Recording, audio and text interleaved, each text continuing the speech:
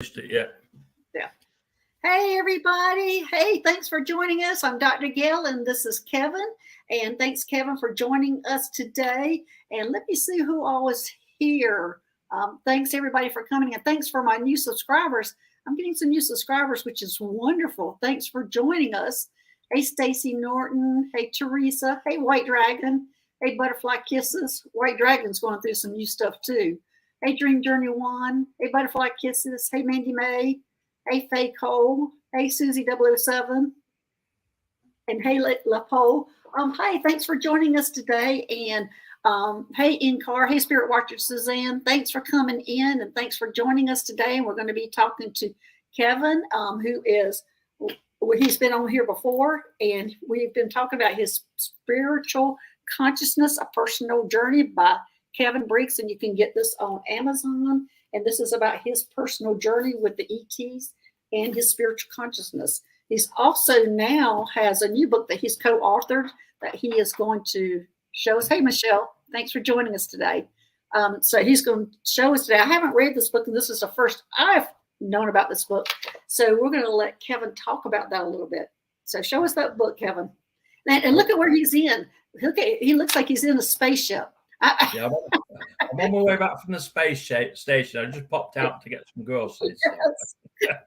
Yeah, the book. Oh, thanks for inviting me back, Gail. It didn't seem that long since we had a chat, so it's very kind of you to invite me back again and help me share my story. So I do appreciate it. Yeah, the book I mentioned is you're like one of my favorite guests. Yeah, Tap into Universal Energy, and it's a book. It's a book I co-authored with a couple of friends. Melissa Kennedy, she's actually my publisher, and Edgar Yo, both good friends. And hold on. Ding, ding, ding. First, I'm going back to. Sorry, I'm interrupting you. You went Melissa Kennedy, and she is your publisher, right? You said. Yes, that's right. With BMK Publishing, yes. And you co-authored the book with her. Yes, that's correct. Yes, with Melissa Kennedy and Edgar Yo. He's a good friend as well. So, okay. Sorry, I'm struggling with my book, trying to get it published, trying to get it edited. So that's why I stopped you. Okay. Well, I could introduce you to Melissa. I'm sure she'd be happy to publish your book. So she does a lot of spiritual books and things like that, and of that genre. So yeah. Yeah.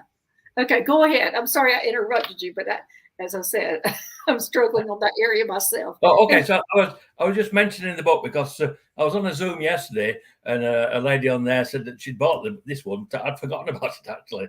It's a while since I wrote it. And she said she'd read it, and it was an excellent read. So in there, it's got some channeling added from the ETs. And then Edgar's a near-death experiencer.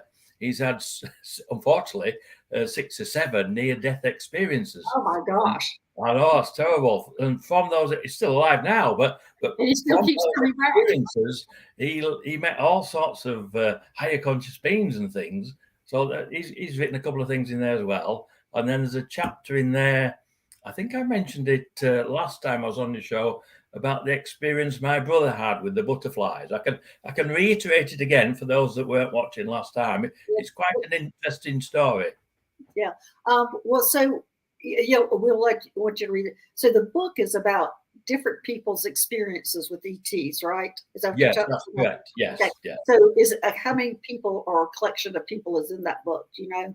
Yeah, just the 3 of us, just Melissa Kennedy and Edgar Yo and myself. So, I'm an experiencer with ETs all my life. Yeah.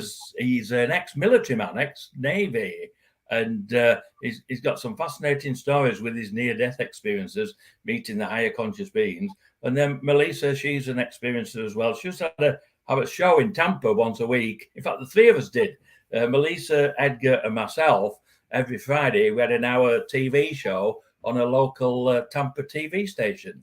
And we did that for over a year. So we got to know one another very well. I enjoyed doing those. But unfortunately, Melissa and then moved up north to, I forgot what she is now. No, Georgia, I think, somewhere up there.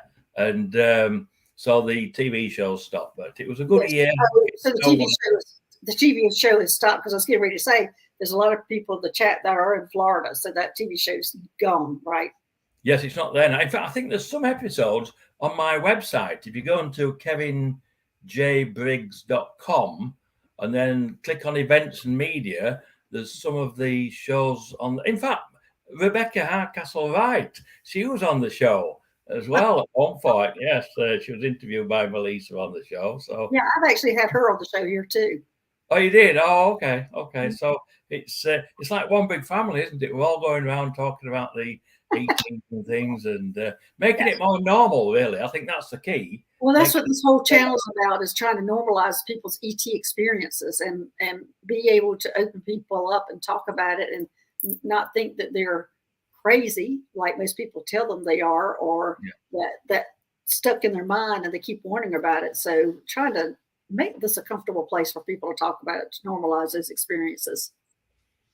Yeah, well, that's what we're trying to do. And in fact, when it was 5 years ago when my Orton D came and visited me. I got up during the night to go to the bathroom. I came back, got into bed, and a bright light outside the window. The light shone into the window, and the bedroom lit up like a myriad of butterflies. And then Orton D, the two beings I've had contact with all my life, materialized at the bottom of the bed. I mean, it doesn't get any stranger than that, does it? And they said to me, after to pleasantries, I asked them what was the reason for the visit. And they said that they wanted me to write about my lifelong contact with them and wanted me to speak about it. And I said, well, I don't mind speaking about it, but I'm not a writer. And they said, well, we will continue to guide you. We will continue to teach you. And in fact, Kevin, you will write 2 books. So, and I said, I've got if we class this as a co-authored book, this one, Tapping into Universal Energy, but I've written another one now with some more experiences and things, more information. I'm envious. You only have to write 2. I have to write 4. Oh, well, I mean, they do take quite a bit of work, don't they? But I'm pleased with my spiritual consciousness. And I went on Amazon the other day, and I think there were 36 comments about it. 2 were negative, and they were complaining about the size of the print and the spaces between the lines. I thought that was wonderful. The space of the size. Yeah. The other 34 loved it. They said it was a great book. And when I was speaking to a lady on the other day, and she bought it, she said, I've read it twice, Kevin. It's fascinating. She said, fascinating. Yes, it is fascinating.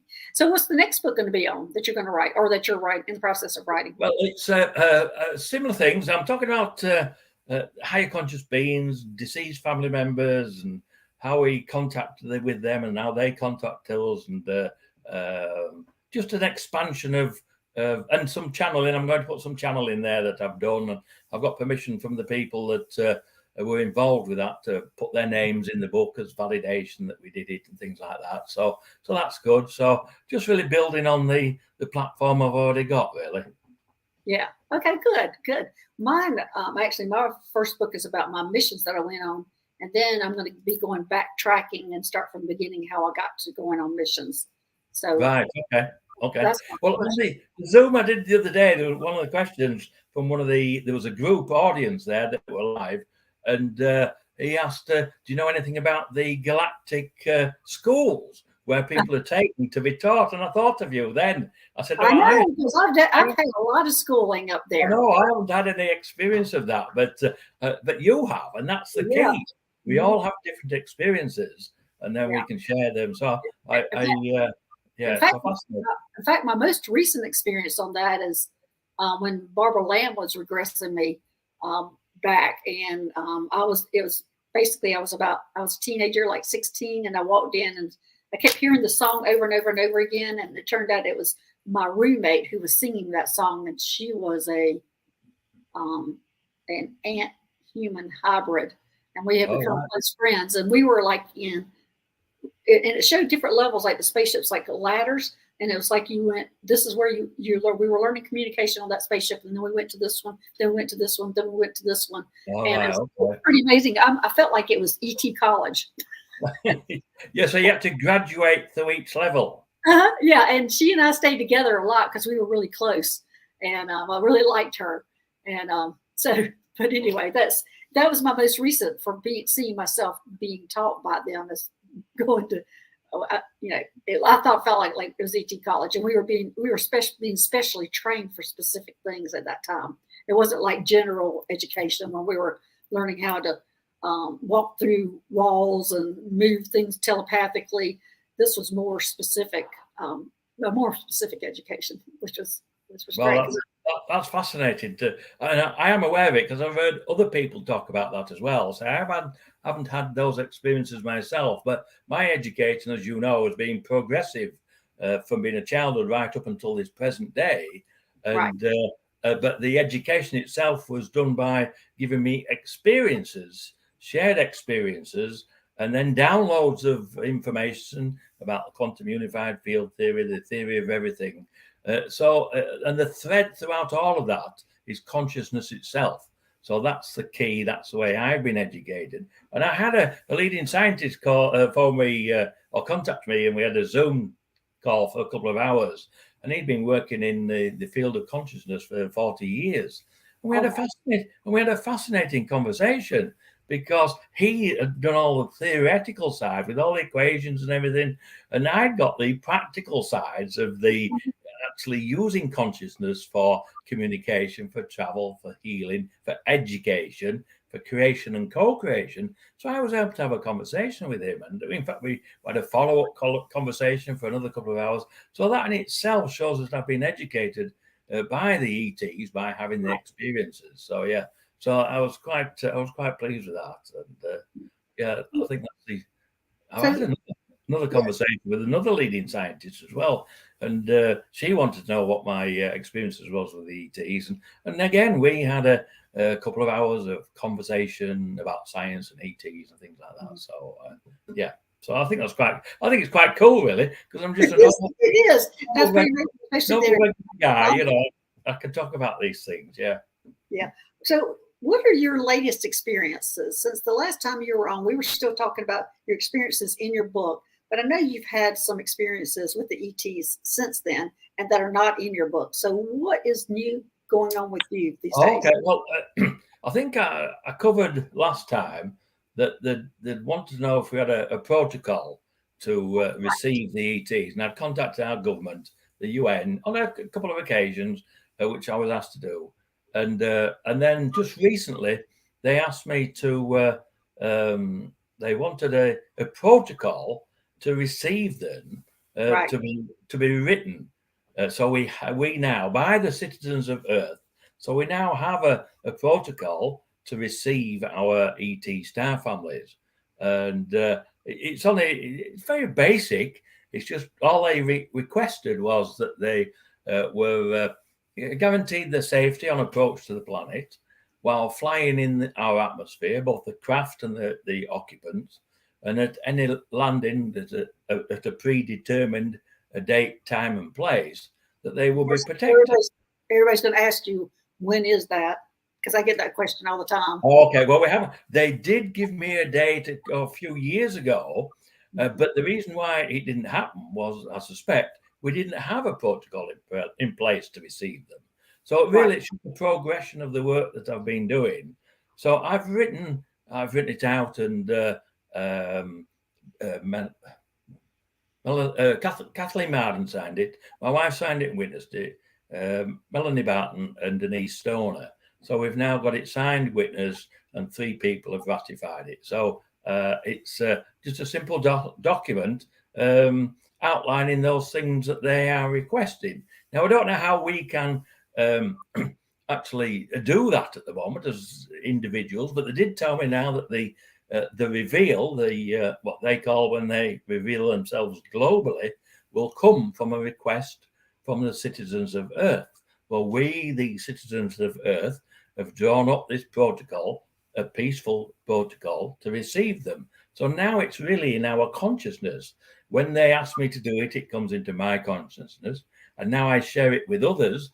We are expanding our collective consciousness, because as we speak about it, as people read about it, it expands that collective consciousness. So we're on this path now towards this, the reveal, as they call it, and we there are many experiences that can call the craft in. I'm sure the next step will be a group getting together, maybe even the Exo Consciousness group that I'm now a member of, the Exo Conscious Community Coaching Group. Well, Kevin, I've got a message for you. Sorry, say that again. I've got a message for you. Oh, okay. You've got another homework assignment to do. They're wanting you to create an invitation for them to come to Earth. Oh, not just the protocol. They want you to create. They need an invitation from the collective is what they're saying. We need an invitation from the collective to know that more people want us here than not. So that they're wanting you to establish that kind of protocol or that kind of letter, is inviting them here and letting all of us agree, or whatever you were having people sign, that they're wanting an invitation from us. Okay, so I'm assigning that to you. Well, thank you very much. Thank you for all that extra work. I do appreciate it, I'm sure. It's funny you should mention it, though. I've been working with other group members of the Exo Consciousness community.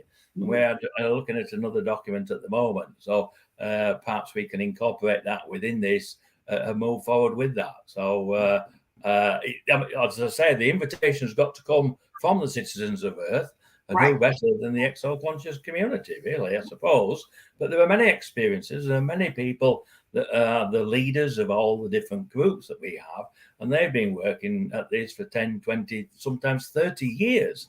So really, we've got to it's just that tip of the iceberg now, where we've got to, like you say, reach out. And they do tell me that, we have to educate ourselves in an understanding of consciousness, shared consciousness, which we are doing. I see many people speaking out about it now, and even the scientists are speaking out about it. So that's good. So then, like I said, the next step is... Well, they're actually showing me a formal invitation, like you're being invited to a party. Like a formal invitation, yeah. Well, I had a lady contact me from Mexico. Where does she live now? I forget where she lives now. New Mexico, I think. And Mexico itself, it might be. Mexico itself, it was.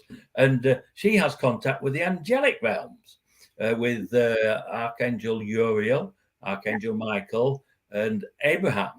And she received a message for me and said that I was what did she say? I think she said I was the... Everybody receiving a message from heaven. Keep putting him to work.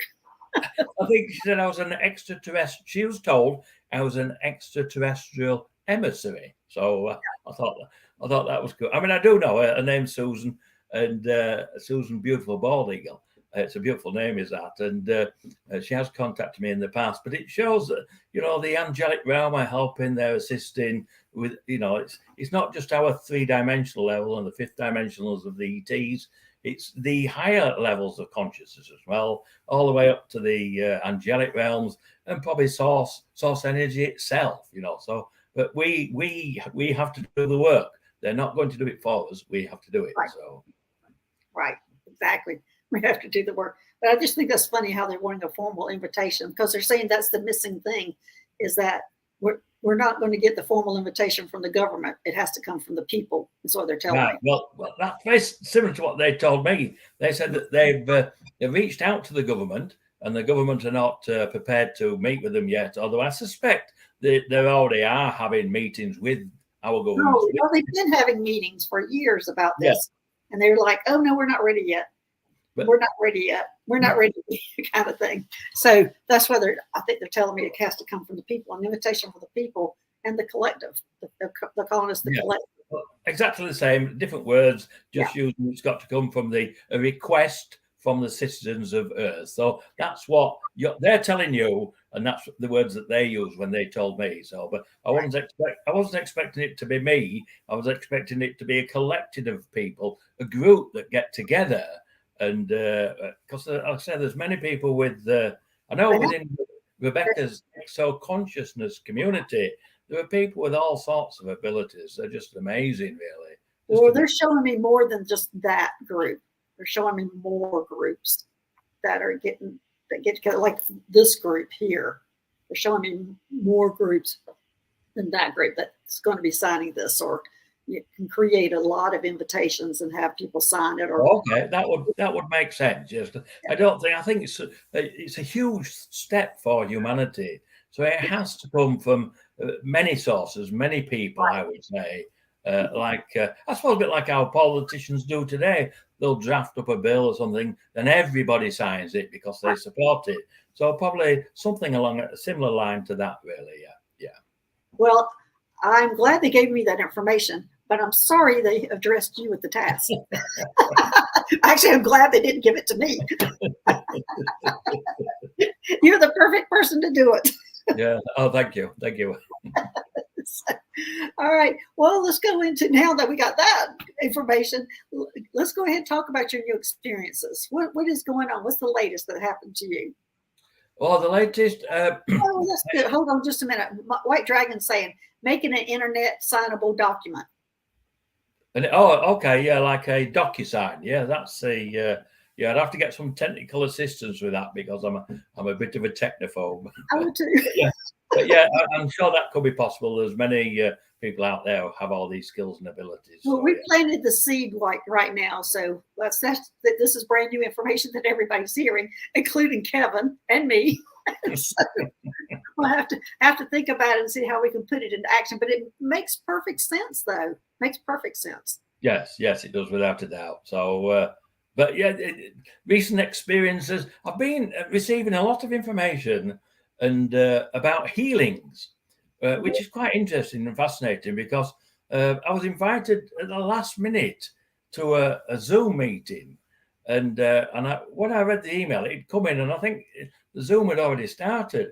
Anyway, I thought I'd join in, and the lady that I wanted to listen to had just started speaking, and it was a Dr. Sandra Rose Michael. I hadn't heard of her before, but she has some new technology. She's the founder of EE Systems. But what was interesting with that, they use scalar light frequencies for healing. I don't think they're allowed to say that, but they use scalar light frequencies to help people when they have some issues, maybe disease. Have you been to my healing show, which will be tomorrow? No. I have a healing show. It's called the Solaris Healing Center. Oh, right. Okay. Oh, okay. Well, there we are, you see. Yeah. But the coincidence was, I mean, the number of people she helped was amazing. And I have an understanding of how the system works in relation to light frequencies. And light frequencies and sound frequencies will be the new medicines of the future. So we're just making that transition. But then a friend of mine, Gary, he's opening up a center in Orlando with this EE system. And Gary has tremendous contact with his ET star families. In fact, I was at his home a few months ago, probably 6 months ago now. We did a CE5. While I was there, 2 of the people within the group were actually touched by the ETs. We couldn't see them, but the craft turned up and then they got touched on the knee, I think, on the thigh. But yeah, so and I didn't know that at the time, but obviously I do now, so it's fascinating. And then another friend of mine contacted me, and she's a student of Joe Dispenza, and he's healing, quantum healing. Right. So we had a chat about that, and she's now a qualified practitioner of that quantum healing with Joe Dispenza. I think that's just fascinating. I don't know what you would call my healing. Mine is directly from the Solaris Healing Center that the ETs watch over, and I'm allowed to bring it once a week for an hour for people to have it from there. And then I go in, and it's just them channeling the information into me that are healing each other, the other people. And we bring people on. And anyway, I don't even know what to call it. I guess I should start thinking about a name for it because I don't know that anybody else is doing what I'm doing. Okay. But interesting that these healing information is coming to me, and I'm speaking about it because there's no coincidence. Someone invited me to this Zoom, and then this woman's there with who I hadn't heard of, and then it found out there are over 200 centers in the US alone, and they're trying to go global with it. So I'm trying to promote that as well. And then I I mean, I've had my own healing experiences from my ETs. I had a couple of melanomas on my left elbow and one on my wrist, and they were just those moles that we get as you get older. And but they started growing and bleeding and cracking. So I thought, oh, I better go and get them removed. And that evening, I said to my ET guides, "Can you remove these melanomas for me? You know, because they're growing and cracking. And if not, tonight when I go to sleep, if not, I will have to go to my regular doctor and have them removed." I woke up in the morning and the two on my left elbow completely disappeared. No scars, no nothing. The one on my right wrist, it had disappeared. There was a red line around the periphery where the melanoma had been, and that disappeared by lunchtime. So I'm fortunate in that I can ask them, and other people can ask as well. You know, if you know your guides and know your ETs, you can ask them, and they do heal. But I had unless it's your karma, I won't say karma, or if it's your life path, they won't heal it. If it's your life path, then you're supposed to experience it. Oh, I'm sure. Yeah, I'm sure.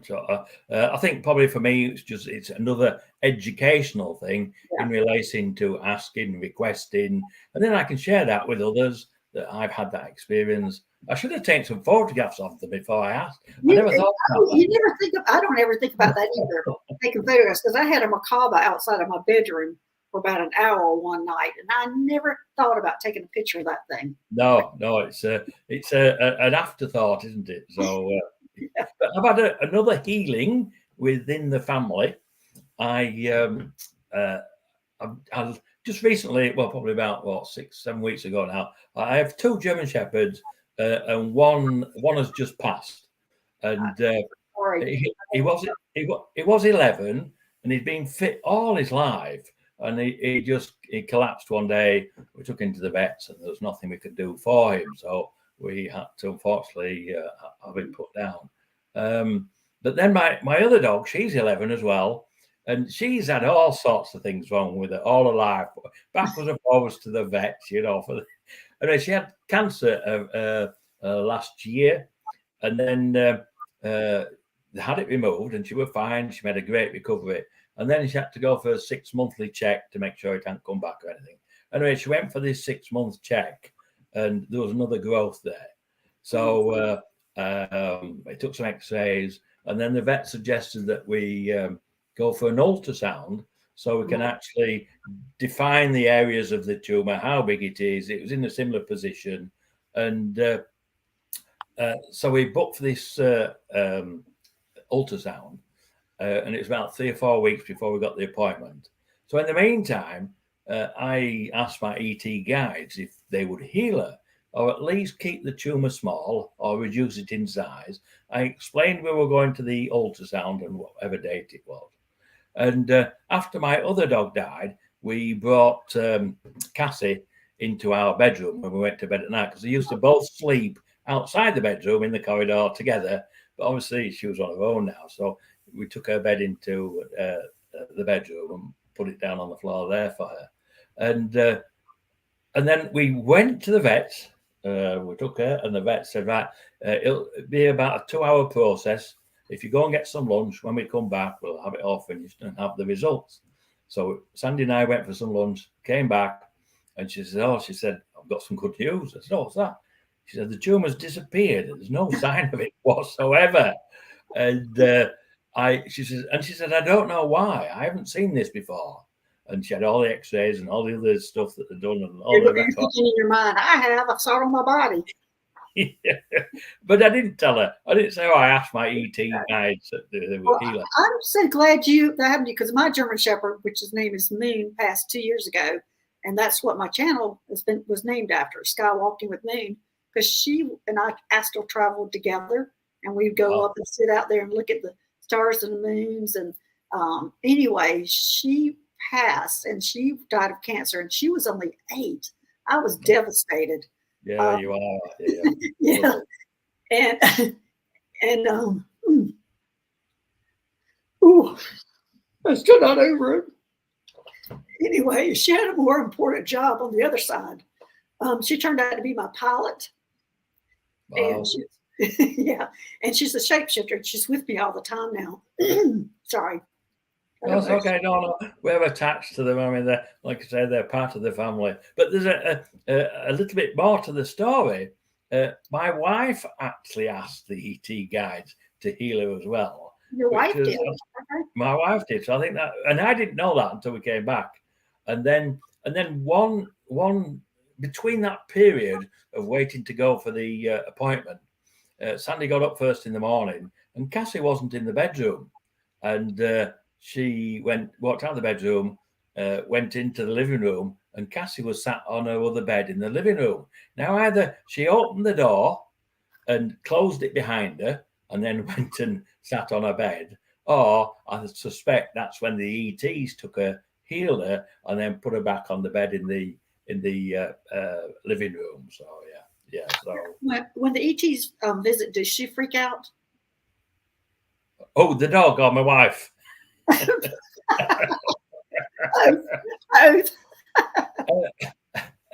No. I did have on one occasion though with Kaiser. We have a normal routine. You know, when you go into bed, you turn the lights off, you turn the computer off. I'll come into the office here and then turn everything off. And Kaiser used to follow me around. And then we were walking back. There's a small corridor here, back towards the living room, and he stopped, and he wouldn't go any further forward. And I said, "There's nobody there. There's nothing to be frightened of." He wouldn't move, and so I walked in front of him. And as I got to the end of the corridor, there was somebody stood there. I don't know who it was, and he disappeared immediately. But clearly, he sensed him and didn't like him.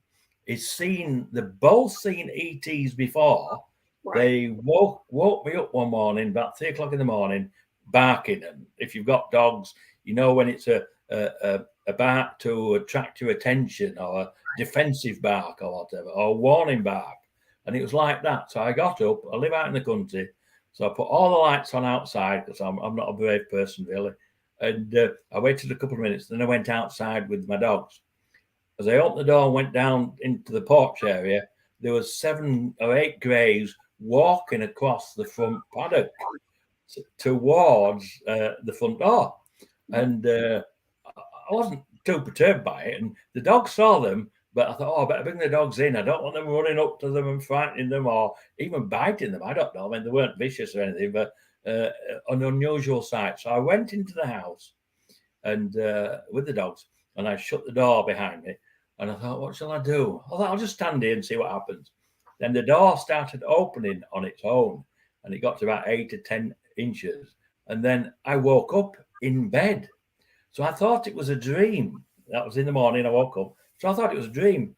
I didn't think anything of it until my wife got up and said, "Kevin, you left the front door open last night. Did you know that?" And then the memory came back. She probably said it that way. Sorry? I don't think she probably said it that way. No, probably not. Probably not. You mean, Kevin, you left the door open last night. I think she just let me know that it wasn't locked and I'd left it open. So, but anyway, but then they allowed me the memory. Well, I remembered what happened. The door did continue to open. It wasn't a dream. And then all 7 came in and sat down on my sofa. And I know there were 7 because I have, at that time, I had 2 3-seater sofas and a 2-seater love seat. And all the seats were taken. And we sat there and we had a discussion. I don't know what was discussed. Oh, it's too bad you don't remember. Yeah. Yeah, they wouldn't allow me what was discussed. But interesting, the question was, what do your dogs do when they see the ETs? Well, we've had that one occasion when Kaiser was very perturbed, frightened even, and he was a big dog, strong dog. And then the ones that they saw coming across the paddock. So, yeah, but it's everything's interlinked, as you know. It's all shared consciousness. We're all part of this reality that we're creating. The reason I'm asking you that is Moon never was phased when they came in, but Jezebel, my other dog that I have, she freaks out. She starts shaking. She starts hiding.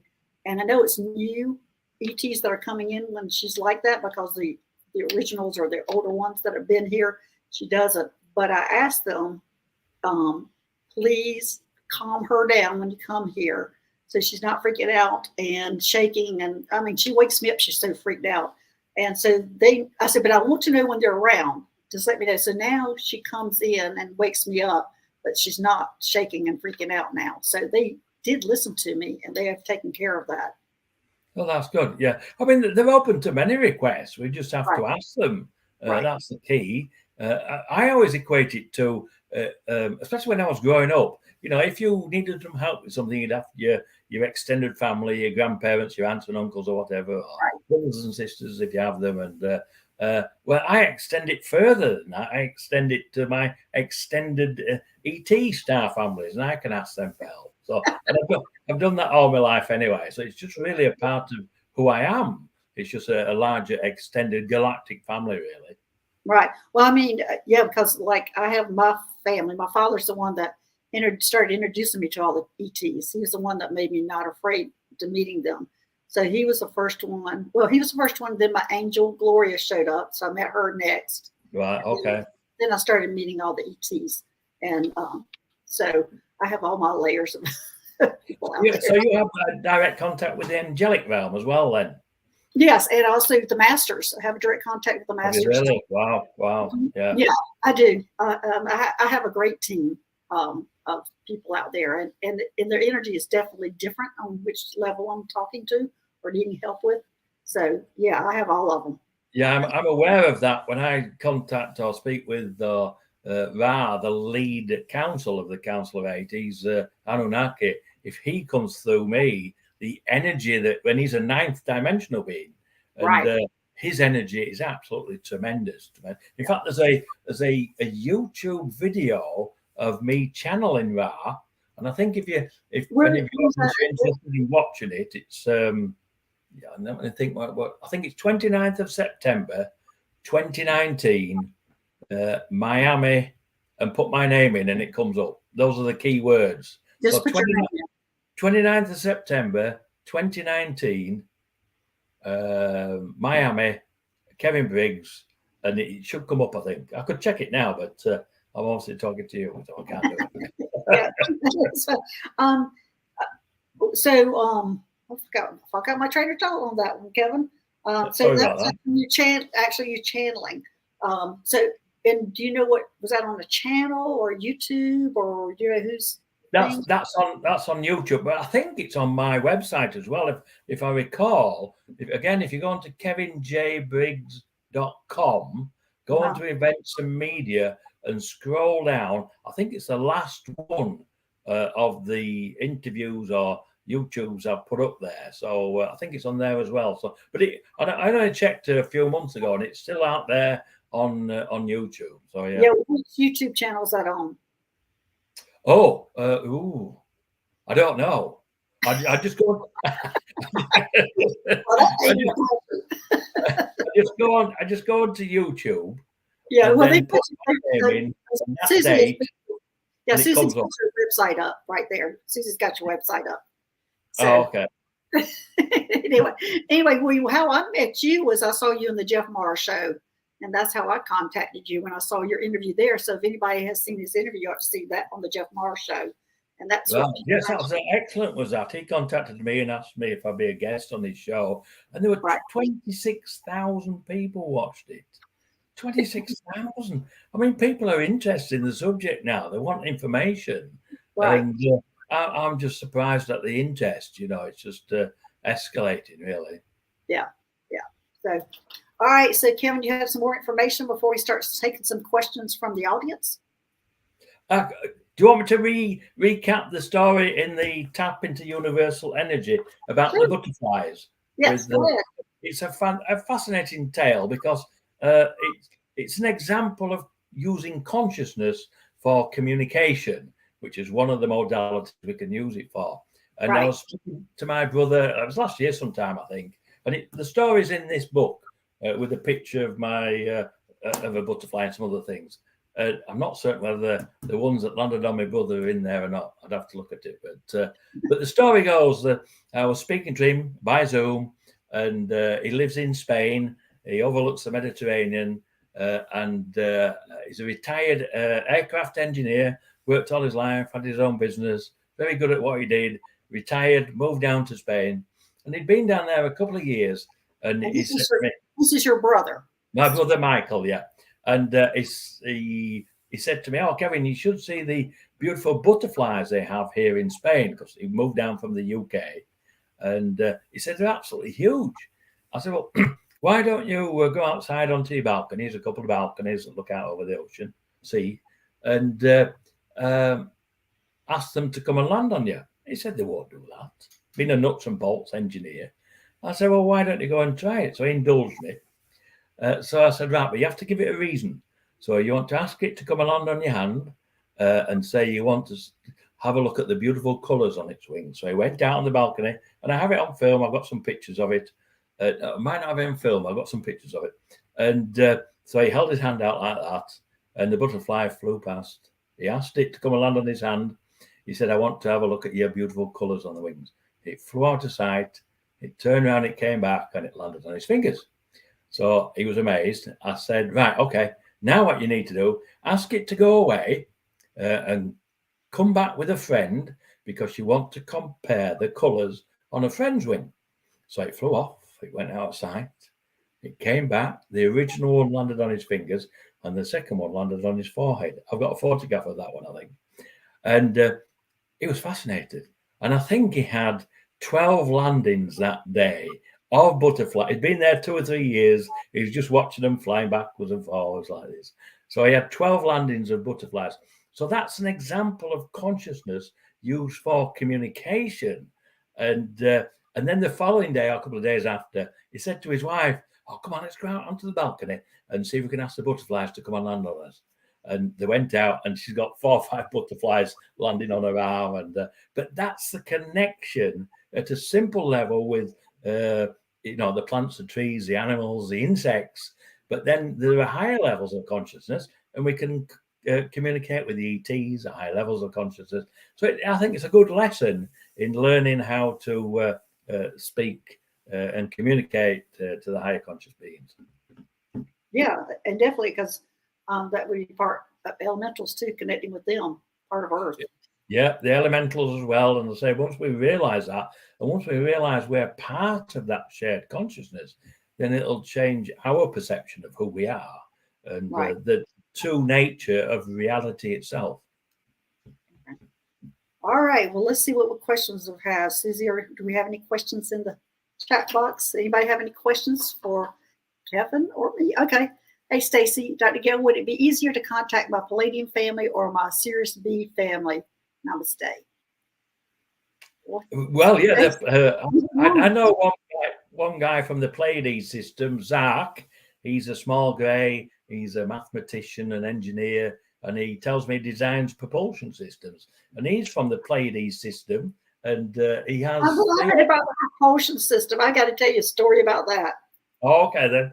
And he, as I say, has these 3 offsprings, and in fact, he's the one that has a sense of humor as well. So I would suggest try both. Yeah, I would go both, because Stacey, you're connected to both of them, and either one.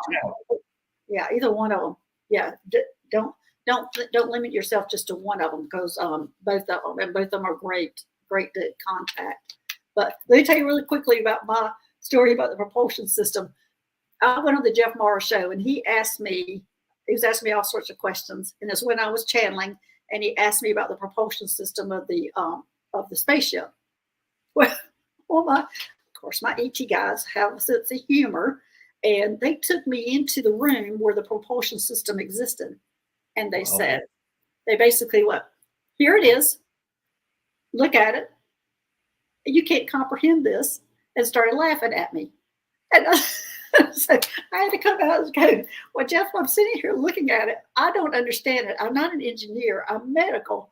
Anyway, they just got the biggest laugh out of taking me into that room and just letting me just stand there and look at it. But I couldn't convey what I was looking at or anything about the propulsion system of that spaceship. But yeah, they got a big kick out of it. My ETs. Yeah, what a great opportunity just to see it, So yeah. Yeah, and it was a big room. I mean, not a big room, I should say. It was like a big closet, and it was just from head to toe full of equipment and computer stuff. And anyway, Yeah, I had a download about propulsion system for one of their small craft, the ones they use for transporting 6 or 8 people about. And it was an engineer that asked me from Canada. And he said, "Do you know anything about the propulsion systems?" I said, "No, I don't." But I said I can ask. And as I asked, I got this download of information. So I drew all the diagrams and everything. And you were able to draw it. So you did better than I did, because he asked me that question, and that's when they took me in. And all right. Well, I do. In fact, I might publish that somewhere. I don't know. But that has a simple diagram of a cylinder and how it works. And the cylinder was filled with mercury, and then there was a copper wires around it, and then high voltage, and then it spun within the copper itself, creating this anti-gravity. And it was like they explained it like the Earth is a magnet. And then there's obviously got this craft that's become, and it opposes one another, push it apart. And the reason why we see them as glowing is because when it's running, it activates makes the ions within the atmosphere vibrate, and that's why we see that glow. So, well, I wish he'd asked you that question. I wish Jeff had asked you that question on the show instead of me. Yeah, it's not something I normally talk about because it doesn't come up. But yeah, I've got the sketches somewhere, and perhaps I can incorporate it in this latest book I'm going to be doing. So, okay, well, let's go to our next question. Hey, Spirit Watcher Suzanne, I saw 3 flashes of sparks last night while watching TV, still trying to figure out what that was all about. That sounds like almost like they were orbs, Spirit Watcher Suzanne. Yeah, possibly. Yeah, was she inside or outside? Was it through the window or? She was watching TV. I'm thinking. Oh, okay. So probably orbs then. Yeah, there seem to be more and more orbs coming through now, and they're used for different forms of communication. Sometimes their consciousness is in the orb itself, or sometimes they're in the orb and they're bending space, time, and dimension. So yeah, interesting that you're having that contact. I would.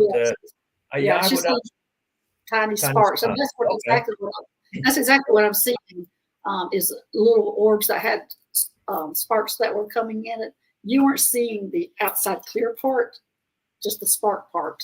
And yeah, if she asked, was it Tina? If she asked when she sees those sparks, ask for some information or something, and she might get telepathic communication. They might stay a bit longer. But I know my wife took, for some reason, she decided, well, we're doing a meditation at our home with a couple of friends.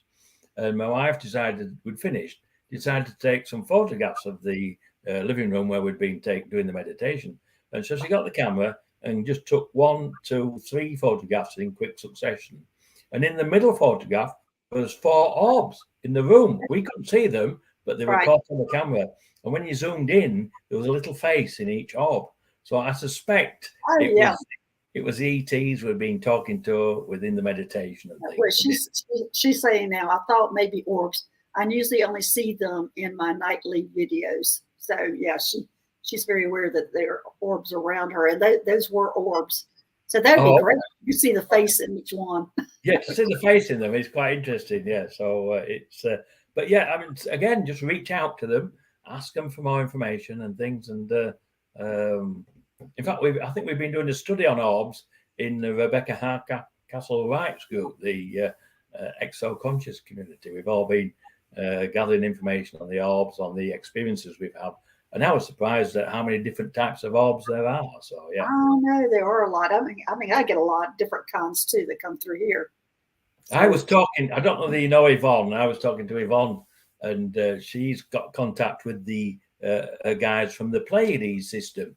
And while I'm talking to her, a couple of orbs appeared behind her, and they're flying about, whizzing about. And then some more came, and then some more came, and then they were flying around. And I could see this on the Zoom call. They were flying around like this, and then they were flying around her head, all the way around her body and everywhere. And just fascinating to see them, and fascinating that they allowed me to see them. So yeah, just you know, but they are obviously if they feel comfortable, and it's part of the communication as well, because we when they allow us to see them here. Right. Yeah. Okay, let's go to the next question. Hey, Galactic Fire T-shirts. How to get black widows to leave my yard? You're talking about the spiders? Yeah, Well, Kevin, you can take this one because you can talk to them. Get them. I had to get ants to leave my house. I had to talk to them, but go ahead, Kevin. You take this one.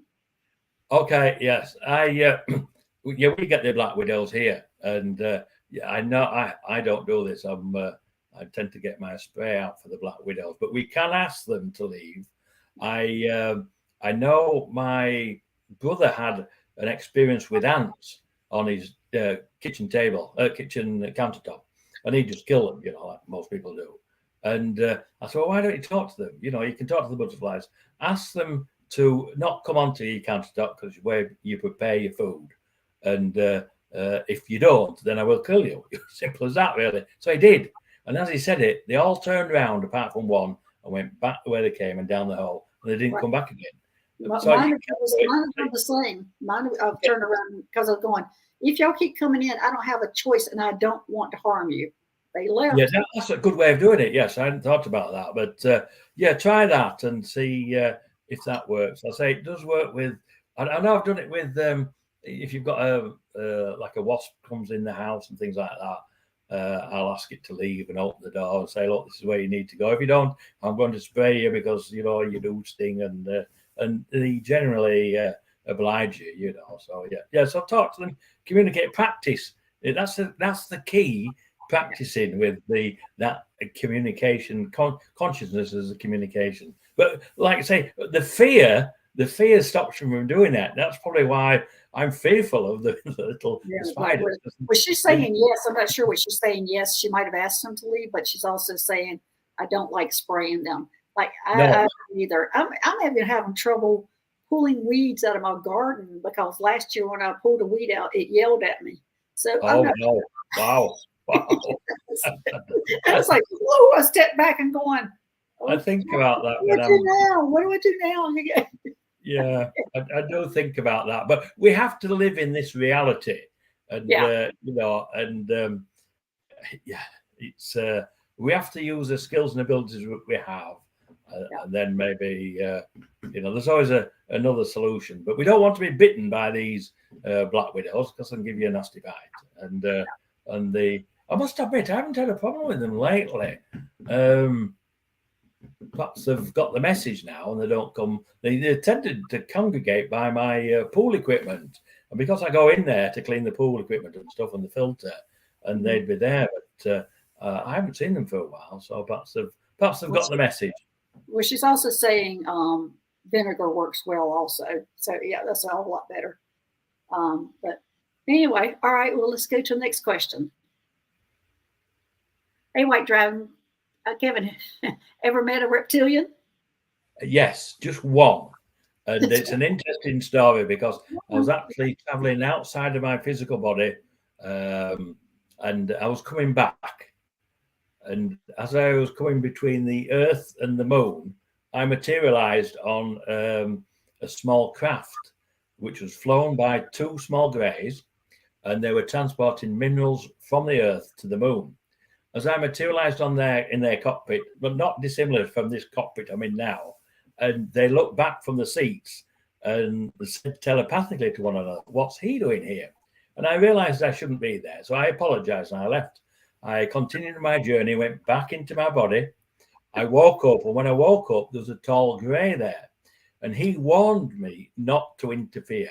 He had an official tone to him, like a policeman or a military, and I was warned not to interfere. But then when he left, a reptilian appeared. And he didn't say anything, but I knew what he was thinking. And he was ambivalent to the human race. He didn't like us. He was there because he wanted to know how a mere human could travel outside of his physical body, materialize on a craft, flown by two greys, and understand telepathic communication. So he was curious. He came to see who was this human. But clearly he didn't like us. I said, But I have heard good stories of reptilians. Oh yeah, well, I've got good stories about them, definitely. And also, it always shocks the ETs when a human is telepathic. They're always shocked when they find out I'm telepathic. Right, okay, yeah. Yeah, it's just normal. It's normal for me because I've done it all my life. I mean, when Orton dematerialized in my bathroom when I was 8, they were speaking telepathically to one another, and I could understand it. And because I've every time I got telepathic communication, I would say, look, you've just given me all this information, especially with the download.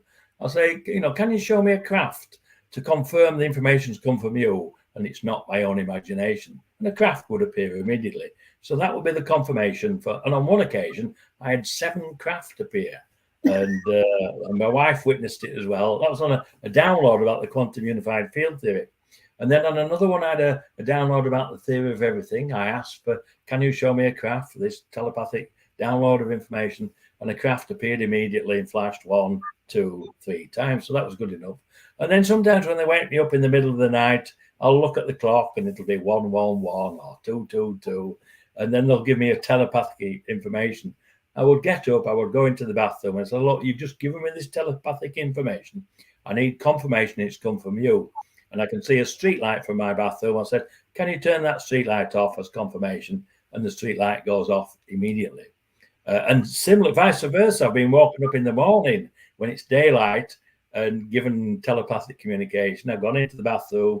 I said, look, you've just given me all this information. Can you turn that street light on? And it's daylight and the street light comes on. So that, and when you do that all your life with your communication, then you're confident with that telepathic ability that I believe we all have. We just don't use it. Everybody does have it, yeah, which is I'm using it.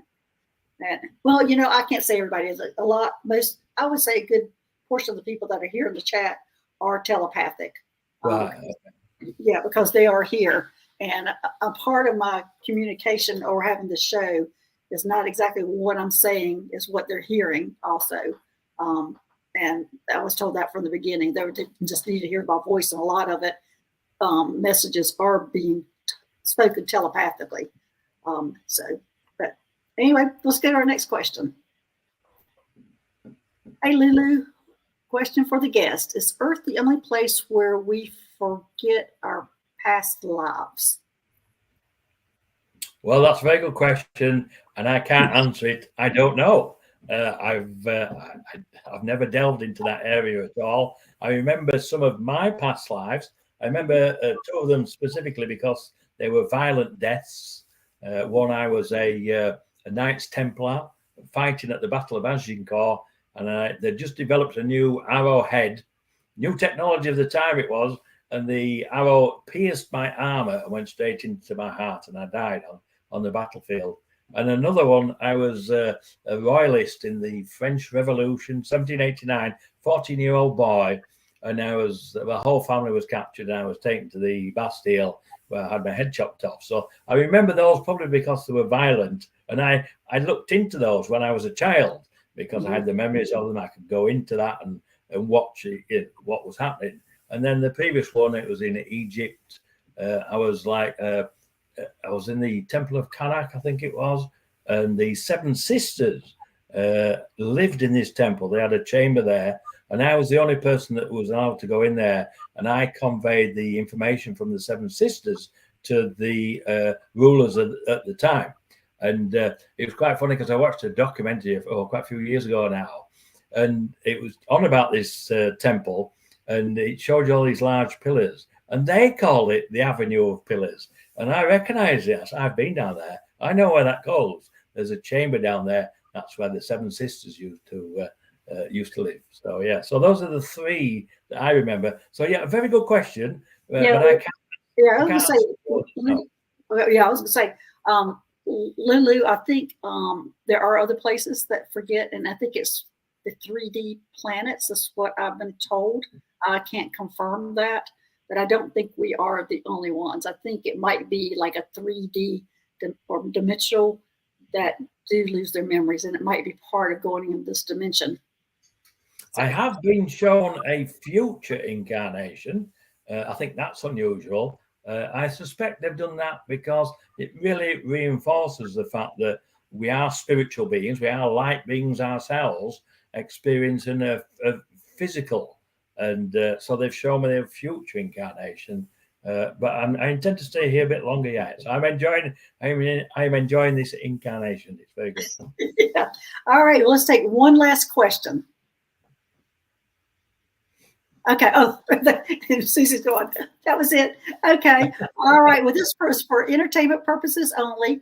Kevin, thanks for joining us. And our next show will be tomorrow. It'll be the Solaris Healing Center, and it'll be at 1 p.m. Pacific time, 4 o'clock Eastern time, and then on the 26th, which is Friday, we'll be doing all about aliens and galactic gardens, and Nancy Jean will be joining us that day. So anyway, come and join us for the Solaris Healing Center tomorrow. Bring your questions, bring your healings that you need. And also, again, on Friday with Nancy Jean. So thanks, Kevin. Thanks, Susie. And again, this is for entertainment purposes only. And we will see y'all later. Thanks. Bye-bye. Bye-bye. Bye-bye.